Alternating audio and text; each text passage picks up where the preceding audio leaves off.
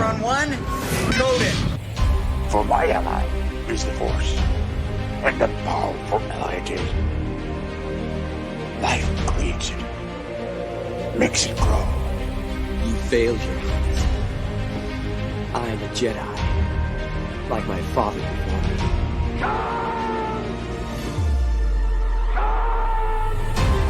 Cry hammer, and let's set the dogs of war. Chevron 2 is coded. Conan, what is best in life? Crush your enemies, see them driven before you, to hear the lamentation of your women. It's all in the reflexes. I'll also say that you're heavy into martial arts, Tai Chi and all that killer stuff. I suppose we have to register you as a lethal weapon. Chevron 3 encoded. And somebody ought to belt you in the mouth. But I won't. I won't. The hell I will. Chevron 4 encoded. Do you expect me to talk? No, Mr. Bond, I expect you to die. Chevron 5 encoded. You take the blue pill. The story ends. You wake up in your bed and believe whatever you want to. You take the red pill. You stay in Wonderland. And I show you how deep the rabbit hole goes. Chevron 6 encoded.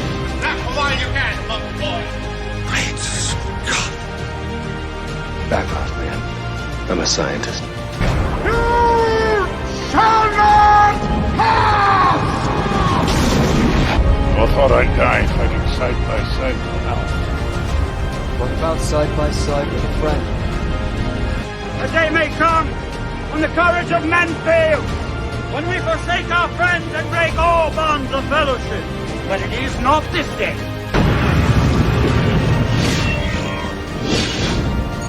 Chevron 7 is locked.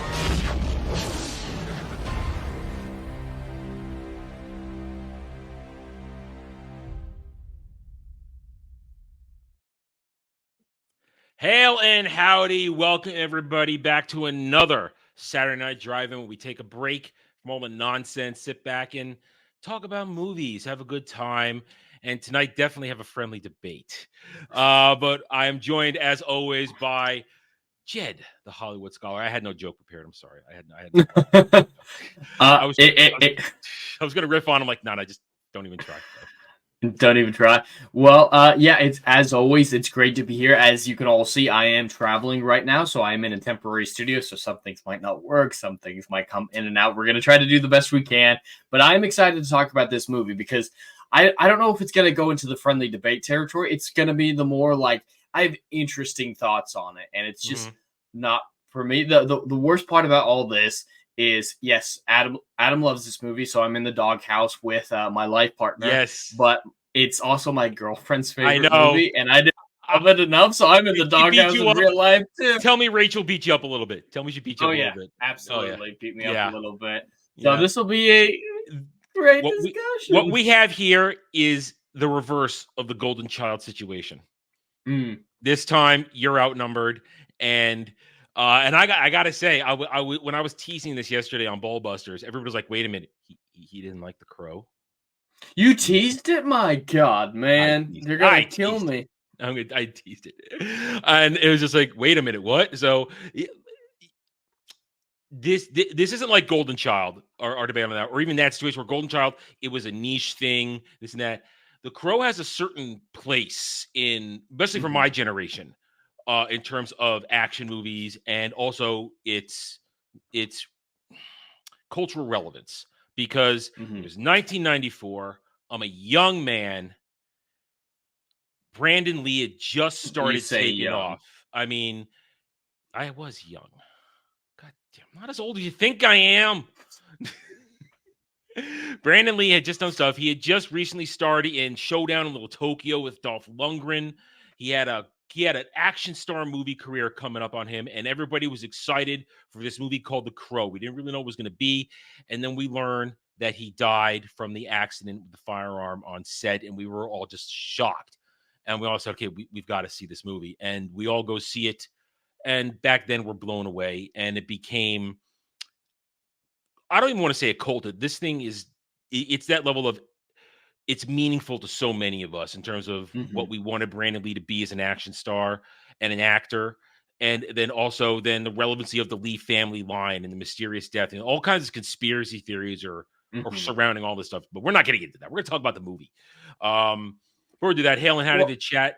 We hope you enjoy the rest of the show, whether you're watching now live or on the replay when it's re-uploaded. Okay, so as I said, I watched this way back in the day when it came out in theaters, and I have watched it ever since. I mean, to the point where I own it.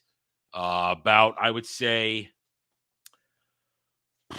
10 years ago, I picked this copy up for $5 at Costco. So I got a good deal on it, and it's just like, damn, I'm so happy I got this. Now, as we've already teased, Jed, this was your first time watching it, and you've got thoughts and feelings. And before we get into it, let me just set the stage. For those, of course, you're all familiar with The Crow. It's a story of vengeance and seeking righteous retribution for things done wrong to Eric Draven and his girlfriend Shelley, who just wanted to live a peaceful life. Of course, they lived in the hellish part of a city. She tried to muck around, and then the shadowy powers that be moved in, did a horrible, horrible thing to her, did horrible things to her boyfriend, Eric, when he walked in, and then they were murdered. And 1 year later, as told by the little girl who is our kind of narrator for this, get the story idea that once if a crow comes upon a soul that has regrets, it can pull it back from the afterlife temporarily and try to set those wrongs right. And then we just go on a very bloody adventure as Eric Draven kills everybody in order to get his revenge so he can find inner peace and then go back to the afterlife with Shelley. And that's the gist of it. It's not a complicated story. It's very, very simple. And it's not that long either. It's a very simple, short movie. What was it? Hour 25 minutes? Yeah, it was about an hour and a half, roughly. Yeah. 101 minutes. So it's, hour and a half. About an hour and a half. Not a long movie. Back in the days when they knew, hey, we don't got to put out 2.5 hour movie. We can get this in and out. And also, let's be honest, they worked some magic finishing this movie. And many times as many times as I have you watch it, the moments where that's a body double and not Brandon Lee. You'd know it. Well, with this movie, it was probably pretty easy to get away with it because a lot of the movie's action, a lot of his face is covered in heavy makeup. Like, this movie had a better shot at filming around. There are 2 or 3 major scenes where it's apparent, and one of them is really apparent, but it's a good little movie match thing. But anyway, Jed, this was your first time watching it, and you have thoughts and feelings. Let's get started. Yes. How you feeling right now? So I just want to make it very clear. I don't think this is a bad movie necessarily. It's just not for me in a very strong way. It's that situation. Okay. It's very much that situation. Like, yes, there are very strong pieces to this movie, great talent behind it. It's just, it's so heavily relied on its style that the plot seemed like a secondary priority. And so that's fine. Just different priorities than I'm usually accustomed to and prefer. I'm not a big fan of the over stylized movies.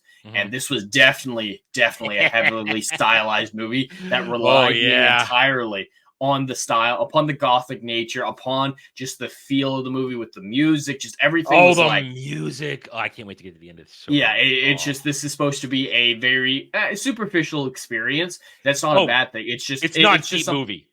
No, it's not at all. So it's just not something that I'm normally drawn towards. I don't really have anything against it. I do bring it down in points a lot more than other people, most likely because of that. So there is a little bit of biases in my own ranking in this movie when we come to that at the end. But the style is strong, and the people who designed the style, from the Gothic architecture, the production design, to the costuming, to the music, they were all very talented people at bringing the style to life. And so I really didn't enjoy it, though. I really didn't enjoy it. If we're going like a subjective all the way, like 100%, how did I feel out of this movie? I'd give it like a 2 or a 3. Like, I really did not enjoy watching it. But when we get to the rankings, my rankings got to be very different than that, because I still recognize this was a well-made B movie. It's not. This isn't blockbuster. This is a movie that knows exactly. For the 90s, the effects were rough. The effects were this like is 94. Effects, the city skylines. Ooh. This is 94. They didn't. I don't even know what the budget on it was. And again, I give it a break in terms of a lot of things because of the dark cloud that hovers over it. Mhm. Brandon Lee's death during it. Yeah, the meta aspect is an important piece. I mean, I think it, just like you said at the beginning, it practically made the movie what it is now. I doubt I doubt it would have such a central point in pop culture from the 90s if it hadn't been for what possibly happened. Well, what it might have been, I mean, if it hadn't happened, what happened, Brandon Lee would have gone on to have a stellar action hero career, and this would have been just one of his niche movies. Probably. We would also obviously love it, and it probably would have. They might have been able to even work it a little bit better because they wouldn't have had to shoot around the fact that he wasn't there anymore. But it would have been a niche movie. Probably still have a pop culture cult relevance for its style and its story and its grittiness. But I see your point. If he had lived and gone on, it probably wouldn't hold the reverence that it has for a lot of us. As this is all we got from him. This and a couple other things. And we think about what might have been. But let's get into the movie itself. So basically the characters are there's only 3, maybe 4 major characters. There's Eric, our crow, not even called the crow, but there's Eric. There's Ernie Hudson's character. Ernie Hudson always given a good performance. He always gives a good, solid performance in anything he's in. Oh, absolutely. He was a great actor.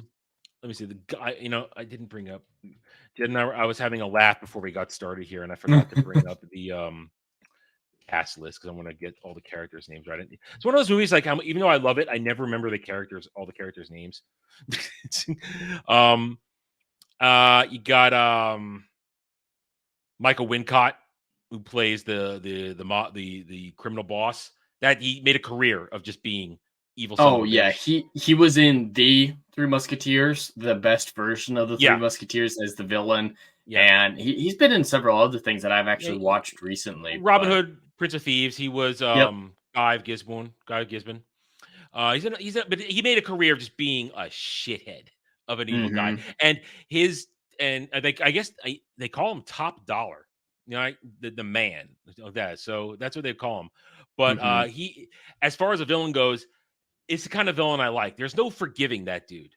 He is just a sick son of a bitch. He's evil to the core, and you like it that he's actually a challenge for Eric by the end of it. At least I like it. You get a good little fight there at the end. Like I said, we got Ernie Hudson's character, and then once you remove the supernatural elements, which again I think was really I think adds to it. It adds to it. We had the chicken plate. We had Darla, who is not Darla. Darla's the mom. Sarah. The kid is Sarah. Darla's the mom. And Sarah. Those are kind of our main subject characters. On the side, you got you got what's his name? Tintin or not Tintin. You got Tintin was the black dude. The knife guy. Yeah, the knife guy. Basically, you got T-Bird and his crew. That's it. T-Bird and his crew. Oh, we got to mention, Tony. And Tony Todd was in it too. Tony Todd was in it. Always great character actor and all this stuff as Top Dollar's right hand man. But the cast is solid. You got to give me that. The cast is solid. They all do they all do good work, and they're all perfectly in their roles. Oh, I can 100% agree. All these people were big in the day or have since become big in a recognizable way. None of them are A-list, obviously, but they're all very competent actors who I think they're the best parts of their individual roles. Like, there's not a single character that I can point to that say, I feel like that's a three-dimensional character. I feel like I understand what they're thinking, what they're feeling, what they're doing. It's just a strong performance, especially with the villain and Eric. I get nothing from them. Like, if it wasn't good actors playing them, the script would give me zero about them that I could relate to. And that's a very important thing to me is characters. And I didn't see any characters that I could latch on to. See, in this one, I'm not exactly latching on to the characters myself. I'm just latching on to Eric's mission to get his revenge and do it in a grisly manner. Because when he comes back, and when the crow pecks on his tombstone, and he fights his way free of his grave, and then he stumbles back to the apartment, and one of the things I like about this, and I'm going to be honest, I am such a fanboy of the character of the Crow. I even used this in a story once, a long time ago. The concept of the Crow, of somebody being brought back to seek vengeance, and then I turned him into like a guide for another character who had lost his way. But the Crow's abilities, the supernatural aspect of it, I really like it in the way it works. I like the fact that he touches things and can get memories from it, and he takes the memories inside. Rapid healing, that's good stuff. Standard thing. Supernatural aspect connected to the Crow. I forgive the trope of now you're a supernatural being, so you're going to kick a lot of ass. I forgive that. I forgive that. Yeah, the sudden martial arts expertise. It's a trope. It's a trope. Yeah. And, yeah. I can, just like you're saying, those tropes totally make sense. Super strength, whatever, and the healing makes sense. He's in a state of perpetual resurrection is the way that I saw it. But the memory thing, I just don't see any justification in the movie for the memory thing, especially when it comes down to the climax, the pivotal moment. Because from what we saw, he got that memory from Ernie Hudson's character, so he would be he would possess the memory of Ernie Hudson watching Shelley in the hospital for 30 hours. But at the end, when he puts that memory inside the villain, it's from Shelley's perspectives and Shelley's pain, and it's Shelley's pain that's killing him. And so it's not the memory has a physical effect on the villain's body, and it's from the wrong person, and he can put memories in people's heads now. That hasn't been a thing. And like it's just the memory thing is very chaotic. That is a hiccup of the story. And again, my only defense to that, because I have no defense for that. I know that's a thing I've always noted that how does he get Shelley's pain from Ernie Hudson? You have to do a little headcanoning, but perhaps it's a situation where they couldn't fully get that part because Brandon wasn't there anymore. It's possible. There are a lot of tiny plot holes in this that I personally I forgive because situation. I mean, this was the first time watching this movie that I understood they didn't shoot a movie in order from beginning to end. That scenes are shot at different moments. I didn't understand that up until this point about movie making because when I watched it, I said, "Gee, wow, pretty good thing they shot the climax when they made this movie so early. What would they have done if they hadn't shot the climax?" And I realized, oh, wait a minute. They don't shoot scenes in order from beginning to end. It's not like writing a book where you start at the beginning of something and you go to the end. It's all done out of order depending on where the shoots are taking place and who's available at the time. So I learned something about movie making from this movie itself. And it's always I used stuck to with think me. the same thing as a kid, that they just start at the beginning, go through all the way through. But that's a cool aspect of it. Yeah. So there may be some issues about what happened. Like another thing. Some of these points in the movie relies on the other actors when Eric's in a scene to carry it because again, Brandon's there. When T-Bird, when he gets his comeuppance and Eric ties him to the car, is going to send it running off in there. That's a Brandon Lee body double because T-Bird's all talking, and then for a second he sees a flash of his face, and it's clearly a special effects matting over it that it's not Brandon Lee. Somebody put it on there just enough so you could see it. And it's that kind of situation where one, there might have been more in a situation like that, but two, it's movie that's what we call movie magic. Working a scene, making you feel like the characters, the actors there where they're not. And that's where the movie gets a lot of points in its creativity from me, because they managed to pull something like that off. It's all the power of T-Bird going, "You're dead, man. You're dead. You don't come back from what we did. You don't come back." And him just losing it and probably pissing his pants as he's been fired off to death. And then, of course, the iconic moment where Eric lights the flame there and the giant crow symbol is on the ground. I mean, there are moments. The movie's littered with those types of moments for me, and every fight. So when it comes to let's talk about the key parts of them. The revenge moments, from Tintin all the way to Skank. How do you feel those are executed for you in terms of Eric getting his revenge? Again, they were very stylistic and they're very cool to look at, and it's definitely trying to convey certain emotions. But again, since I didn't get connected to any of the characters or really feel the villains as imposing or intimidating in any sort of way. I didn't get anything out of any of the kills. Oh, okay. See, for me, it's well, you got it. You guys know I love overpowered shit. It's the anime fan in me. It's the gamer fan. It's a gamer in me. I love to be overpowered. I love it when somebody is so strong and they have a moment of basically dominance over somebody they really should have dominance over.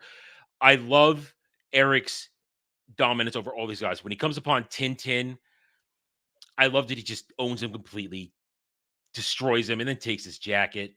That's good.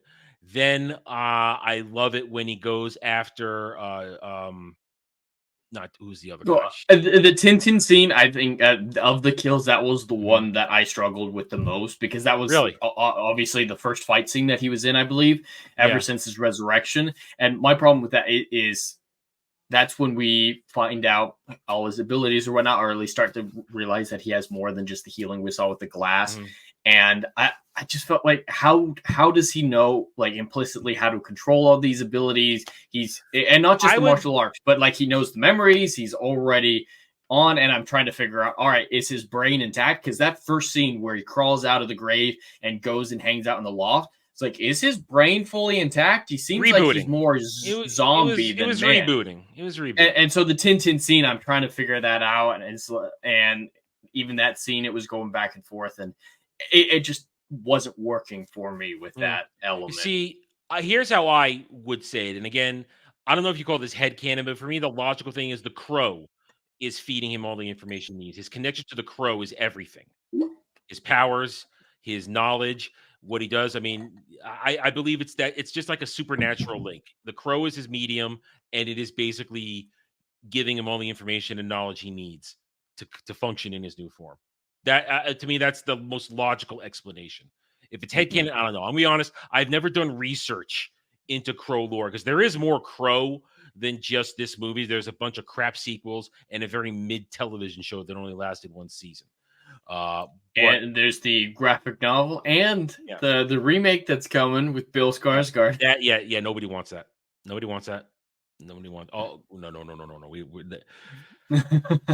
You know what? At least Jason Momoa was smart enough to back out of that, because I think he was tied to that at one point. Really? That would not have been good. Yeah, as bad as Bill Skarsgård is, he's better than Jason Momoa for that role. Yeah, I mean, Momoa, his size doesn't link up with the idea of a lanky, lean hero, not a bulky, muscular badass. It's the lean hero is that one. But I don't know, though. I mean, the graphic novels may have more because on that, but I would say the crow itself, the animal, is the link to everything, and that's providing him with the knowledge he needs and this and that. And I love it. Again, the iconicness of it. Brandon Lee putting on the face paint when he does that, it's just that for all of us, that was just such a cool moment, and it became an iconic thing. I mean, you're not much into wrestling, are you? No. Nope, not at all. I'm sure Jeremy gives you shit over that. All the time. All the time. Yeah. During the Monday Night Wars in the 90s between WCW and WWE, Sting, one of the biggest names of WCW, when the NWA War started, he got knocked out pretty early and vanished in the storyline for a while. And then when he came back, he was the man in the rafters, and he was sporting the crow makeup, white face paint, black triangles. I mean, he went full crow, and we all lost our shit over it. It was so freaking badass. And Crow Sting was iconic because it was just, it was great. So as far as iconic nature, that's how much this movie meant to so many people, and they made it mainstream, or at least wrestling mainstream at the time. And it's a powerful aspect to do that. But that was a tangent. I'm sorry. Iconic one. But the fight scene against Tintin, I really like it because that's his opening dominance. And then he takes his jacket. And of course, you know me, I like him a long coat. I like my long coat. So then I got our hero walk around in the long coat. He goes and trashes the pawn shop, gets the ring back, and then proceeds to go to the next kill. I forget that dude's name. Basically, the druggie who's with Darla, and that's not what I heard. Is that's the scene he died filming? correct? Really? I've never known which scene he died filming. I've never known which one. It was. Okay. I'm not sure. That's just what I heard. But with the face paint scene, I was a little confused by that. My best guess is he decided to go with face paint because he was a rocker and wanted to go like Kiss the Band type. Is that? I don't know. I think it just seemed really weird and random to me. It's like, just I'm. For like, me, it was the he's thought trying process. to put on a mask. He just resurrected, and he's like, you know what? I'm going to be Kiss, or I'm going to be a wrestler. I just can't see the thought process. I can't see what he's thinking. The thought process is, I need to become somebody else. I can't be Eric. I need to put on something else to control the emotions I'm feeling over this, because he's broken at that point. And that's when he realizes, I need to get vengeance. I'm going to put this on. It's basically transforming himself. And that's what I see that is. And then he goes out there and he does everything. And the kills along the way, again, these are not powerful fights. They're not. It's meant to be him delivering righteous judgment upon these horrible people. And maybe along the way trying to do a little good, like trying to make Darla and Sarah's relationship a little bit better, because he still treated Darla like a little sister when he was alive. I'm sorry, Sarah, like a little sister when he was alive. And I mean, that relationship was straight weird to me. I'm going to be 100% honest. That relationship was weird. I would say the relationship is something that it was a relationship that Shelley had, and he was just also there, and he was friends with her. Because it's not so weird if you think that Shelley is friends with Sarah. That isn't so weird. It would be weird if just Eric was friends with her. That's a little creeper. But I think she was more friends with Shelley. And Eric was also friends, but he was kind of just there. And she knew a line from his song, "It Can't Rain All the Time," and that was a metal song. Not a metal song. It was probably a power ballad. It was probably a power ballad. Seems so out of place. Well, that was the line, and that was the whole thing, so that she knew it was him. And then she came back, and that scene also where they reunite, that's totally not him. That's a body double. That's completely a body double. And it was just, it was just so, to me, the emotional moments are powerful. They hit me every time because it's closure. The B plot lines are very thin, but they're quickly wrapped up, and it's closure and Eric getting along. And then all the way to T-Bird storyline. That B story does not get wrapped up at all. Well, Sarah. It starts nowhere and goes nowhere. Well, what I mean by wrapped up is Sarah gets her closure with Eric. Is what I mean. That's what I mean. Oh, with Eric, yeah. She gets to say goodbye, and even though her relationship with her mom is anything but solved, it's at least something goes, okay, there it is. And the Ernie Hudson storyline, I think they just wanted to give Ernie Hudson more to do than just kind of be there at key moments. So he just got yelled at when he wasn't there for key moments. Yeah. I guess. I mean, again, the B plot. We're not here for the B plots. I'm here for the vengeance. I'm here for Brandon Lee kicking ass, and the vengeance stuff. When he takes out everybody, it's very simple. They're not able to overpower him. He owns them. But here's what I like about the whole drive through the story. Eric isn't here to save the city. He's not here to stop the crime waves. He just wants to kill 4 dudes who raped his girlfriend and murdered him. That's all he wants to do. I mean, can you appreciate that as a very simple hero mechanic? He's as kind of a subversion to the hero trope. I like that idea in theory. In theory. Not in the execution they did it. See, I like it. It just feels superficial. Like I'm saying, it's not a bad thing. This movie comes across as superficial to me. It's just not something that I'm particularly interested. Like you said, you really like OP characters. I'm not a fan of OP characters unless there's another aspect of them going on. Like Deadpool only works for me because of the comedy angle. And it's kind of a similar thing where he's virtually indestructible. And it just, there has to be something else going on, and none of the fight seems compelling as a result. There's no risk, there's no tension until the very end of the movie, where his powers don't go away completely. They just become sporadic, and sometimes they work, sometimes it's not even sporadic. don't. Actually, his powers were, I mean, his healing powers are gone, because the crow wasn't killed, but the crow being wounded, it negated his regeneration powers. That's what happened. Which is weird. It's like, all right, the crow's wounded, that takes away this power, but the others are fine. Instead of like, maybe it kind of weakens all the powers with the crow's health being depleted. Like, it just feels weird. Like, all right, now you're mortal, but you still get all the other perks, like ninja skills, like increased strength, like the memory thing. Oh, that's going to come in handy. Like, if in the finale it had been 100% mortal Eric, I think I would have enjoyed the finale a lot more. Like, the whole memory thing, I already have a problem with in concept, let alone execution. But if with those abilities still in place, it just feels weak and doesn't feel as tense as it could be. If he was 100% mortal, 0 crow abilities, so the crow had died in that moment or something, or the link had been severed, which it strains my credulity to believe that Asian chick was able to figure it out that fast. It's a little too intuitive for me. Biling in her and her nipples that can cut through glass. If you have seen another movie where it took her top off. But I think that would have been a stronger resolution of the story. As much as the whole like metaphor of the pain that he causes is his own downfall for the gang leader, it just, a lot of great ideas in concept for me, but in execution, the style was chosen over. Here's what I'm hearing.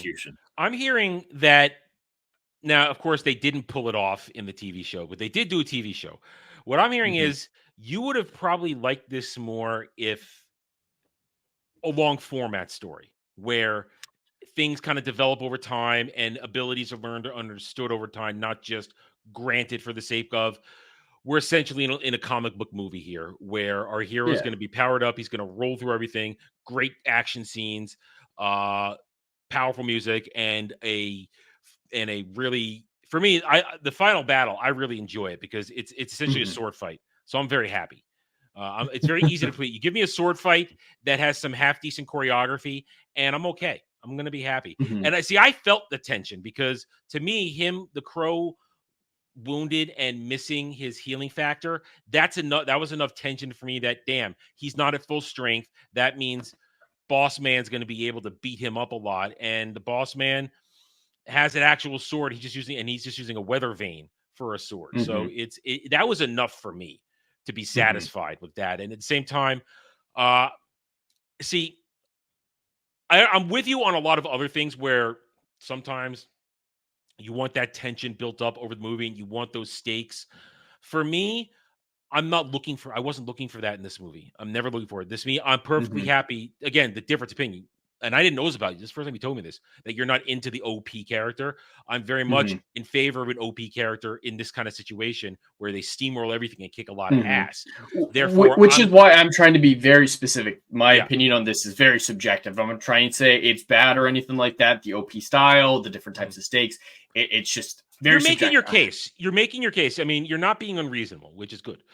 You're not being unreasonable on why you don't like it. You're so far what you've told me about what's not speaking to you in this is legitimate because you want the abilities to mean something.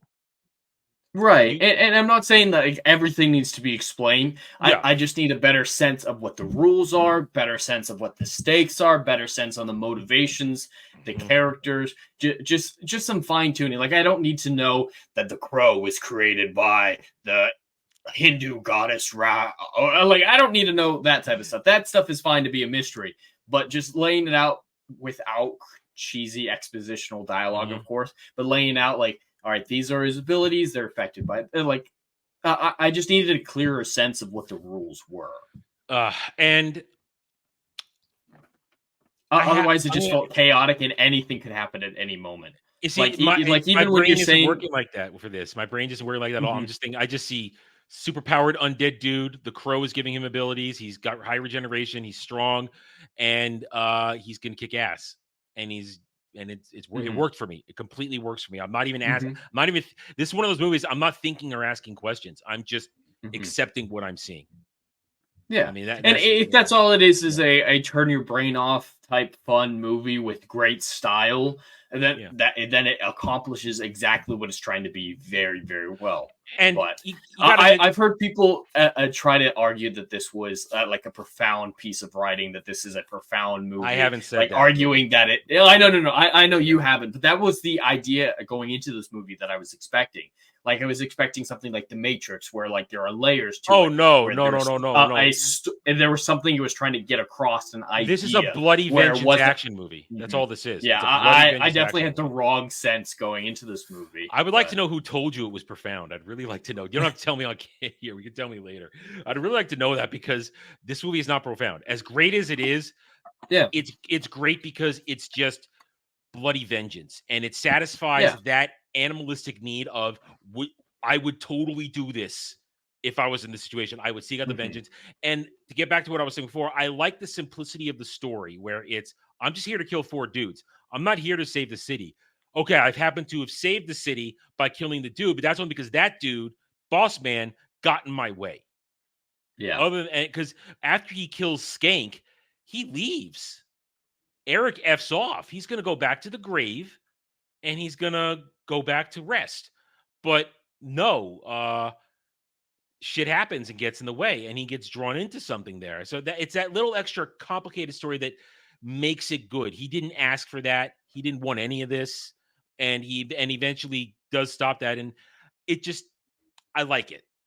I like the way the Mhm. story plays. It's not a complicated story. It's a simple story, and I really do enjoy Brandon Lee's performance throughout the whole thing when he's actually in it and performing. I mean, when he's talking Oh, to he does a great job. Ernie Hudson, when they're having their talk in the apartment, that's really profound. And then he says, "Don't you want to use the window?" I think I'll just use the door this time. I'll go. It's just it's a simple thing, but that's profound, because I would say the Yeah, it profound humanizes him. yeah, the profound stuff in this is not the story; it's the character portrayals. I think where Shelley was a do-gooder that got in over her head, and Mhm. horrible thing happened to her. Eric was just happened to be there at the same time, and he also got killed. Sarah is a latchkey kid with a mother who's a deadbeat, and doesn't realize that she's hurting her child, and maybe she gets saved and she doesn't. Who knows? Well, the sequel kind of tells us, but we don't talk about the sequel. We don't talk about Crow 2. Crow 2 was shit. Let's just say Crow 2 involves grown-up Darla. I mean, sorry, grown-up Sarah. Let's just say that. And another Crow arrives in another horrible situation. It's a bad movie. It's not good. Let's see the finale of that one. I think if I remember correctly, the dude summons crows to take out the villain. It's really weird. You want to talk about I weirdness? would believe that could happen. You want to talk about shit that kind of goes off the rails? The everything after this movie goes off the rails of believability. It really does. Because after that, why do these guys? Then there's a question for you. Then there's a legitimate question, answer to your question, or questioning what you have. Why does this guy put face paint on? Eric, you can kind of figure that out because there was the Halloween picture and this and that, and he wants to put a new persona on. But after that, why do all these dudes keep putting white face paint on and black face paint? Why are they doing it? Then you can ask those questions. I'm okay with that. But go ahead. Oh, I still question Eric's, but yeah, going forward, if that's a consistent Crow thing, I have even more questions then. When they do the TV show, when they did the mid TV show, it wasn't even face paint. It was a transformation. He transforms into Crow mode, and his face gets a pale white sheen and the black triangles in the TV show. The TV show wasn't very good.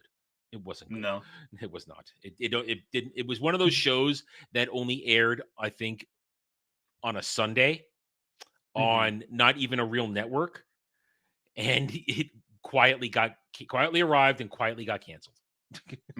It was still Eric's story, the Eric Draven story of vengeance, but they added other shit, and I don't know if it was from the from the graphic novel or anything like that. All I know is that it wasn't good and it wasn't fun, and the concept of going crow was retarded. It was really dumb. But I like the simple that. And there is only one major action scene in this, too, if you count the final fight, and that's the boardroom battle with the guns and everywhere, all the firing. That's the only other major action set piece in this. A major, yeah, I would agree. Everything else There's is a lot just of kind little ones, but that's the only major one. But it's done well. It's done classic 90s, bullets flying, people sucking getting people destroyed. under a table. Yeah, people getting destroyed all over the place. And again, it feeds the need. It feeds the need. But in the end, the movie is, as we've said, our favorite phrase, one of our favorite phrases on the show. It knows exactly what it was. Absolutely. And it's a miracle they still finished it and made it into a semblance of something with the certain scenes here and there. And yeah, we still haven't seen Rust yet. Let's not talk about that. I don't want to get I don't want to get anybody looking at me like that. I don't want to do that. But it is legitimate cult classic. And honestly, your take is a take I've never heard when discussing this movie. I've never heard anybody really ask those questions. I get maybe also it's a generational thing because everybody from my generation, we just accepted it as what it was, as supernatural thing, a lot of action, a lot of chaos, grisly, gritty. That, like I said, that animalistic nature of I get off on seeing the vengeance achieved. I do. I love it when he takes out every one of those guys. I love it. It's awesome. I'm like, yes, get him. And then you get a climactic fight at the end, which is again good enough for me. And even and you are right though. The whole how did he get Shelley's feelings? Maybe you have to headcanon that. I admit it. You got to headcanon. You got to think, okay, maybe Ernie Hudson's empathy of all that transferred over, and I have no defense. I have none. I give you that one completely, but I like it because I use that. The character that I created to be a Crow type individual, and to also then as a guy when he ran into the villain on the journey when he was attached to it that destroyed his family, I used the memory thing.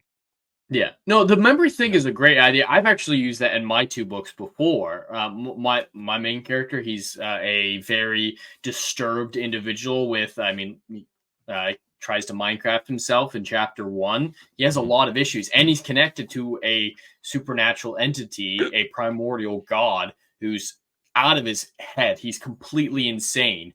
And I've done the memory transfer thing before. I didn't know it was in the Crow, but I've done that before. But it just needs to at least make sense, have a origin in the powers that make sense. Like I don't see resurrection. I can see all the other powers except for the memory thing. I just don't think there's enough time to establish over. That's the thing. I don't think there's time to It's a short movie, and there were scenes that I would cut out in favor of making it make more sense. But again, it's just not what I'm looking for. Just like you said, it was exactly what you were looking for. So it was accomplishing what it was intended to. Back to that, I think that whoever was talking to you about this previously, or whatever you heard was saying, I think they were setting it up in your head to be something different than it was. I think maybe it's possible, but either way, I wasn't impressed with the movie. I don't think that false image would have affected it. Okay. Like I just generally like more deep content with characters being strong. That's my most important thing is characters. Now, I mean, I'm not going to stretch this out any longer. We've talked over this. If you were really into it, we could talk about scenes and stuff like that. But I'm not going to make you do that. So we're gonna go there. I just got to go to this now. That soundtrack. Oh, it's perfect for the movie. It badass adds to the style. It's very stylistic, and it fits every scene. I mean, I had a buddy in college, my buddy Faust. He had that soundtrack on CD, and I borrowed it from him freshman year. Oh no, sophomore year, and I kind of never gave it back because whenever I had to drive home, it was a 7-hour drive for me from Ohio to where I lived. And I would have back in the day we had things called CD players. These ancient things which were smaller than records, and we put them in a disc in a thing. We had to play. What's a record? God damn you. Anyway, no, so I had a CD playlist Mhm. that I would go throughout that. And I borrowed that from him, and it was a permanent thing in my playlist driving home whenever I drive home. Mm. And Faust, if you're watching, I know I never gave it back to you. I'm sorry. He might be watching. He might be watching. I know he knows he knows of the channel. He knows it's here. We just actually talked a few days ago.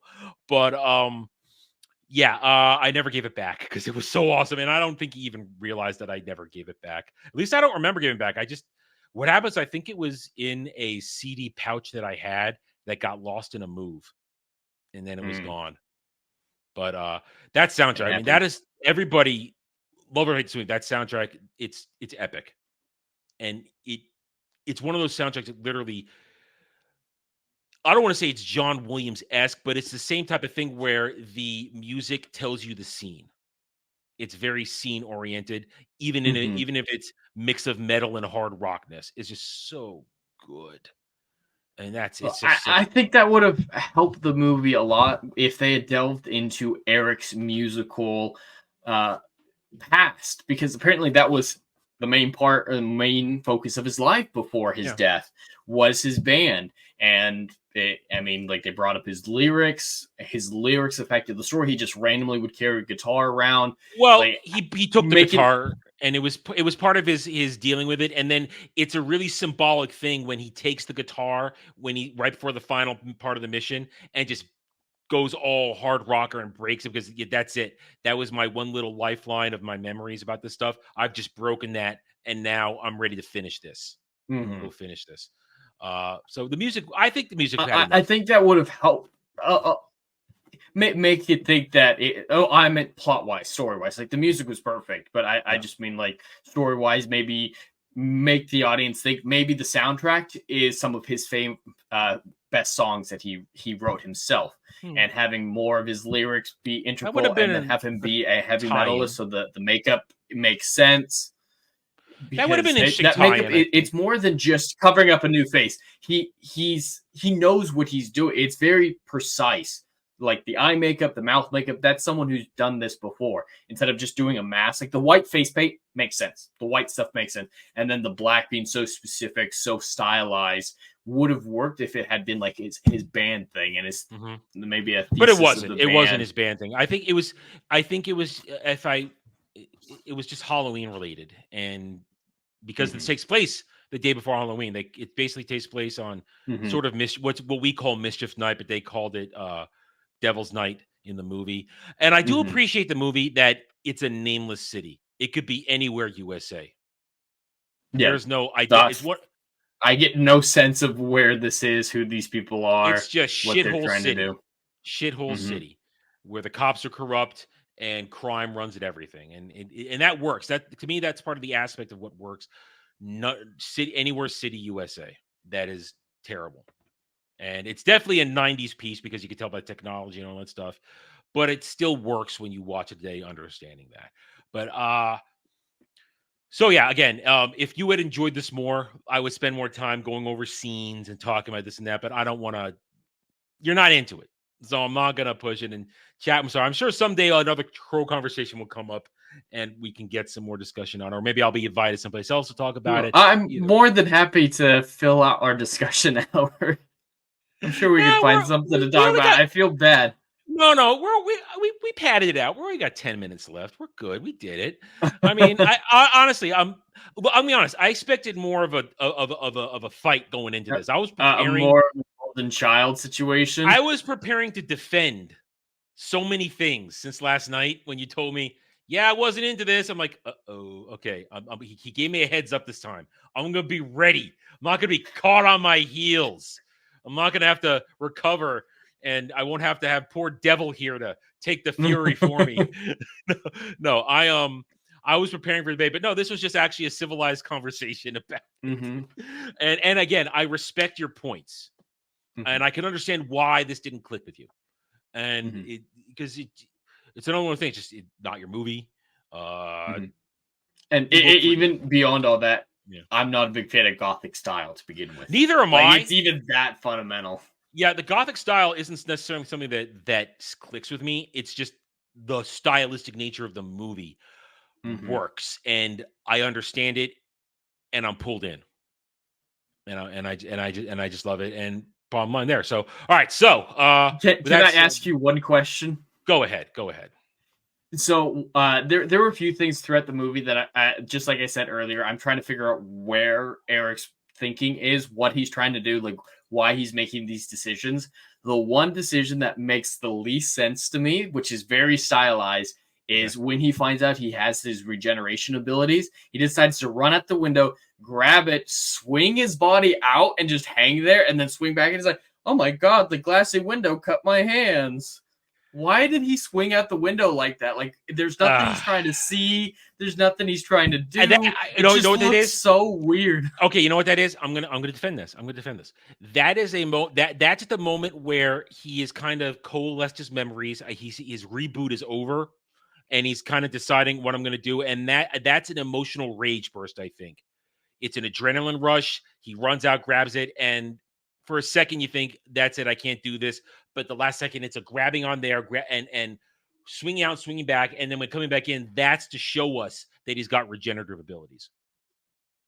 It's just, it's a way to introduce. I get the cutscene. I get the whole reenacting the death. I get all that. It's just the swing out, hold it dramatically, and swing back in.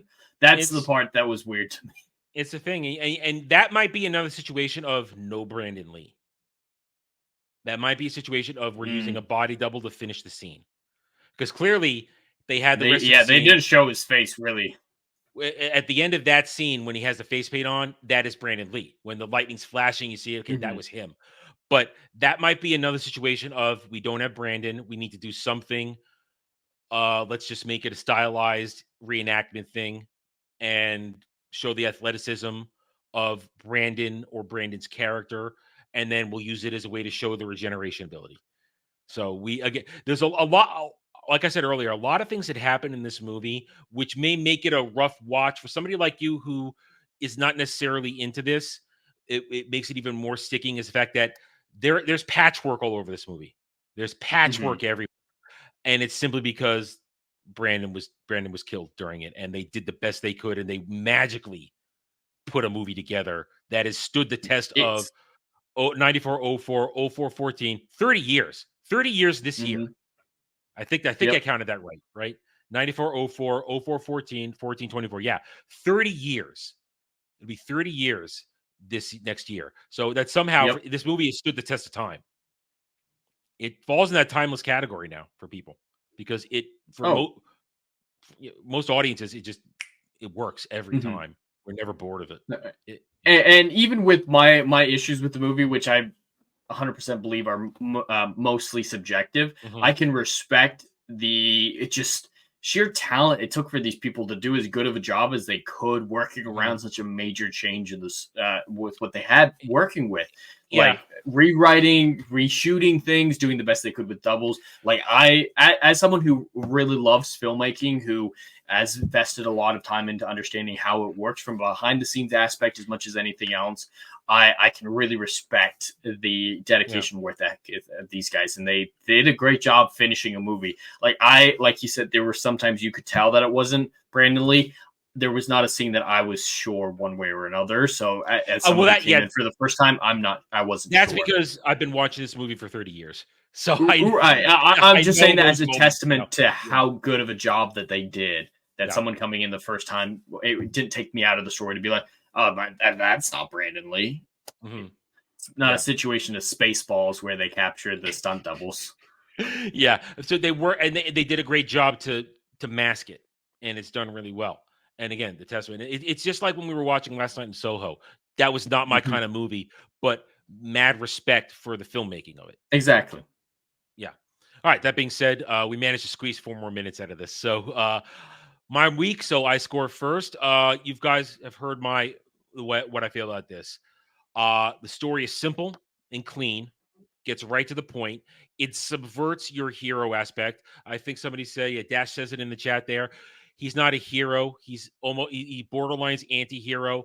He's not out to save anything. He just wants his vengeance. And when he gets it, he's ready to be done. But things have to finish out because now you've involved a greater evil that wants your power.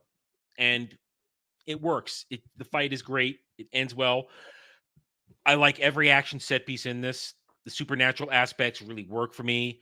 I don't think about it. It's just the crow gives him powers, and I run with it. And I'm okay. The acting, solid. Everybody is cast perfectly. As Jed said earlier, you have a lot of regular, well-known names that have had established careers for decades from up to that point and since then that are just respectable in everything they do. They know exactly who they play, know exactly how to play it, and it's just good work. And then the dialogue's not anything special, but it's just delivered, and it delivers on point. There are a few great moments, like we said, the apartment discussion scene, and a couple other things here and there. Anytime Brandon Lee is given a chance to actually act in it, he does a good job. Which again is painful, thinking he could have had a great career going forward. He would have had a great action career and might have been able to, with a little more experience, transition into a more dramatic career. But that's that whole what if situation. And overall, I appreciate the whole thing. It speaks to me on the action vengeance type of level. And as I said, the soundtrack is one of the greatest soundtracks in terms of a rock and roll, heavy metal, hard rock soundtrack to a movie, which isn't necessarily scored for scenes, but the music is scored as just powerful and emotional music to tell you and connect you to what's going on. So that's how I feel it. And I give this movie, I'm going to try 8.5 out of 10. I always enjoy this movie every year. I watch it around this time of year. It's when I watch it, and I have a good time every time. Okay, Mr. Objectivity, go. I always, this is an entire stream, I've been highlighting this, want to highlight it one more time. A lot of my issues with this movie are subjective. The style isn't something that appeals to me. The priorities don't appeal to me. And there are things that I wish had been developed to a further degree. So that stuff I'm taking out of my actual scoring of this movie. If I were including my issues with the style and all that, this would be a 2 or a 3. If I feel like I'm being generous with that. But when it comes to the script, I think the script does genuinely have a lot of issues, especially with the climax and the memory thing. That is a pivotal moment, which a whole lot hinges upon.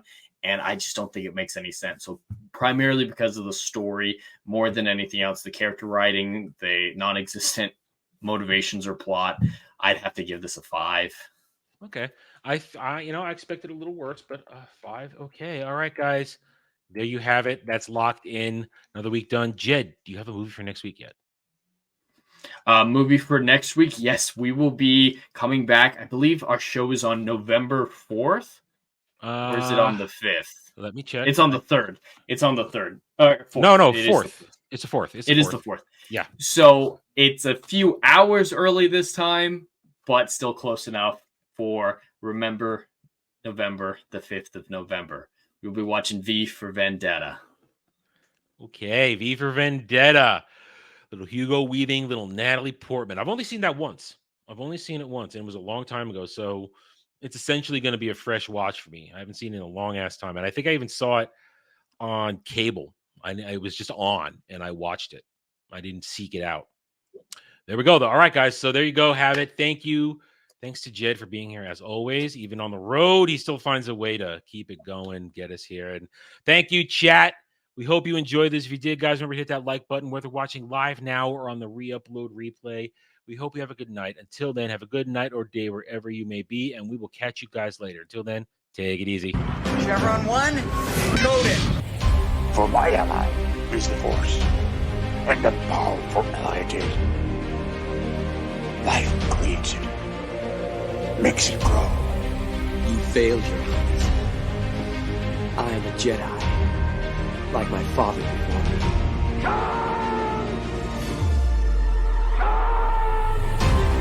Cry havoc, and let's set the dogs of war. Chevron 2 is loaded. Conan, what is best in life? Crush your enemies, see them driven before you, to hear the lamentation of your women. It's all in the reflexes. Well, also said you're heavy into martial arts, Tai Chi and all that killer stuff. I suppose we have to register you as a lethal weapon. Chevron 3 encoded. And somebody ought to belt you in the mouth. But I won't. I won't. The hell I will. Chevron 4 encoded. Do you expect me to talk? No, Mr. Bond, I expect you to die. Chevron 5 encoded. You take the blue pill. The story ends. You wake up in your bed and believe whatever you want to. You take the red pill. You stay in Wonderland. And I show you how deep the rabbit hole goes. Chevron 6 encoded. Now, while you can, little boy. Great Scott. Back off, man. I'm a scientist. You shall not pass! I thought I'd die fighting side by side with an elf. What about side by side with a friend? A day may come when the courage of men fails, when we forsake our friends and break all bonds of fellowship. But it is not this day.